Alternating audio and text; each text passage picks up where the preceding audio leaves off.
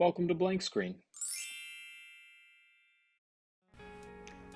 Episode 2 is here, building off the ideas we shared from last video, talking about building wealth and how everyone can succeed. I'd now like to introduce to you an idea brought to my attention by the author Adam Grant, who wrote the book Give and Take. The central idea of the book was really straightforward. Adam Grant and his team conducted a study of workplaces to see who the most successful people were in an office setting. And what he found was at the bottom, there were givers. And these were the people who had a volunteer's heart, who put everyone else's success ahead of their own and were really the foundation of the company, giving and giving and giving, but never looking out for themselves. Then there were the takers. And these were the people that were only looking out for themselves. Any opportunity they got, they would take. We talked about that in a season 1 video a little bit, being a taker versus being a receiver. And really, the only people you end up, quote, better than are the people that are completely giving of themselves without looking out for themselves. And if you haven't caught on to the theme yet, here you go. Taking is not the recipe for success. Then there were the matchers. And what Adam Grant and his team found was that the matchers, generally speaking, experienced a lot of success. They would say, hey, if you're willing to make an effort for me, I'm willing to make an effort for you. And so they'd reinvest in good relationships where they could get something back from someone else, but there was a lot of quid pro quo, which essentially means unless you do something for me, I have no incentive to do something for you. And most people would think, well, there's the top.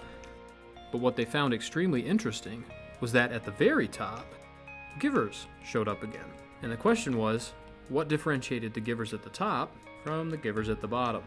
And they found one very interesting quality. The givers at the top were givers who are otherish. And this was obviously a phrase that they introduce in the book and they explain on. But at the end of the day, being otherish means that you put everyone else first without negative self-sacrifice. The best way to do this is to believe in the phrase, success does not have to come at anyone's expense.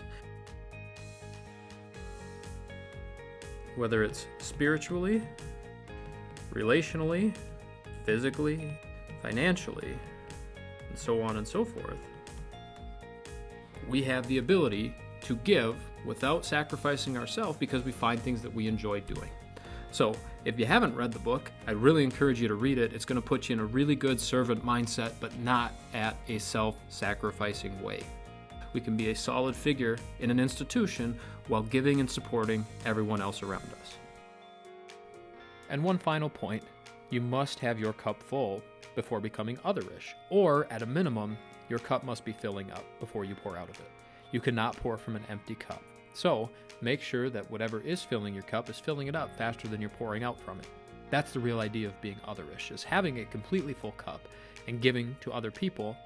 And once your cup starts to draw down, revisiting and refilling your cup so that you can maintain this otherish personality without burning out.